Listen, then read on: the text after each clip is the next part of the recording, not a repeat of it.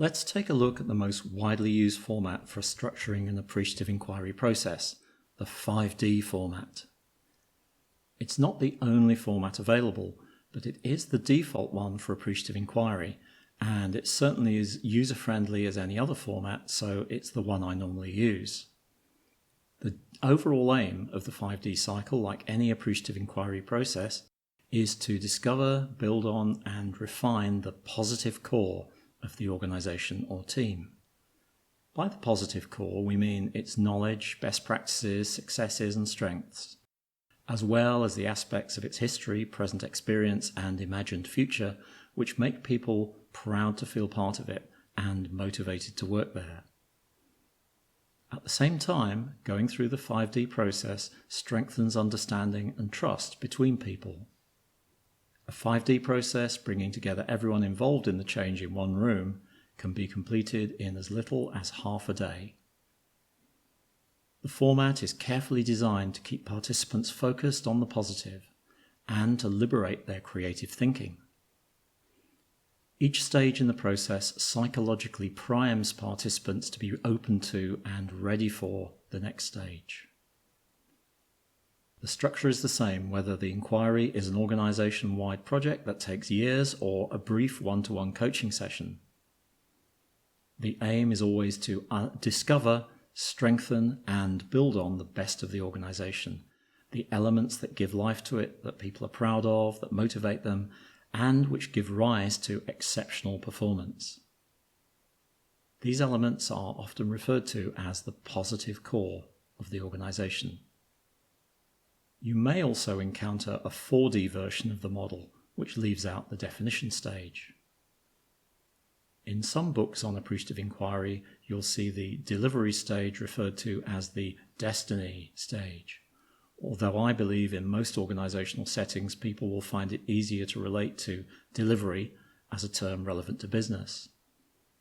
There are other models, for example, the Mohr-Jakobsgaard 4 Eyes model, but the 5D or 4D model is the most widely used. The definition stage. First, we define an affirmative topic or topics for the appreciative inquiry. This determines the area to be inquired into and sets a direction for what is to be achieved. How do we achieve the desired outcome is a practical format for stating the affirmative topic.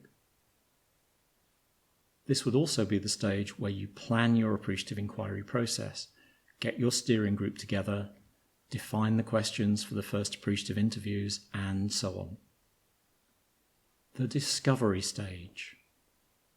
In this stage, we inquire into people's best experiences in relation to the topic, times when people felt alive, engaged, and worthwhile, and when they produced great results and achievements to be proud of. We can also ask what's important to people about these experiences, to discover the values that motivate them and the factors that made these examples of exceptional performance possible. The appreciative interview format is the method most often used to uncover this information. The dream stage. Next, the people involved in the inquiry, ideally in a large-scale project, everyone in the organization, plus representatives of outside stakeholders, co-create a vision of the organization's ideal future, without limiting themselves at this stage with concerns about whether it's possible or how to get there.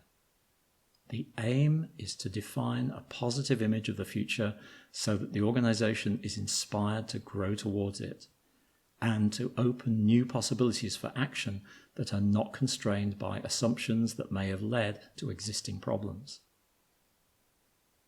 We're going for a high-level vision of the desired future, metaphorical rather than prematurely going into concrete details, so that it's easier for participants to agree. The key question is not what will the future be, but what will it be like?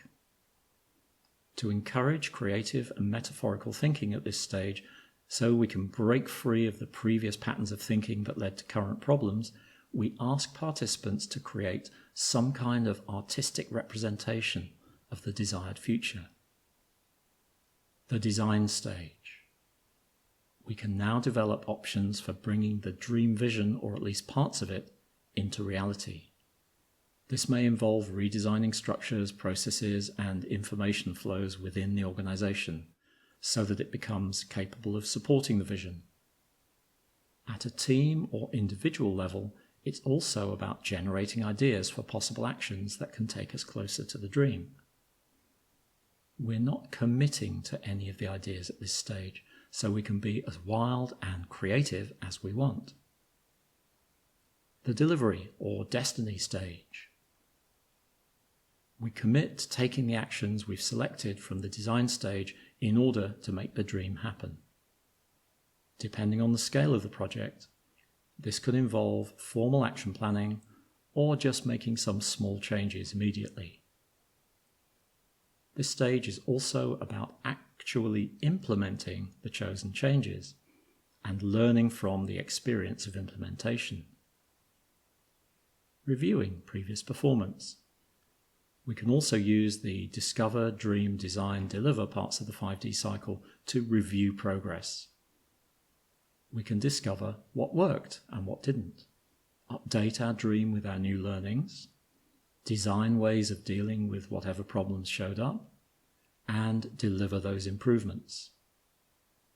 Finally, the 5D cycle isn't a linear process where you can only go one way. It's more like a roadmap or guide that shows you where you are at any point in the process.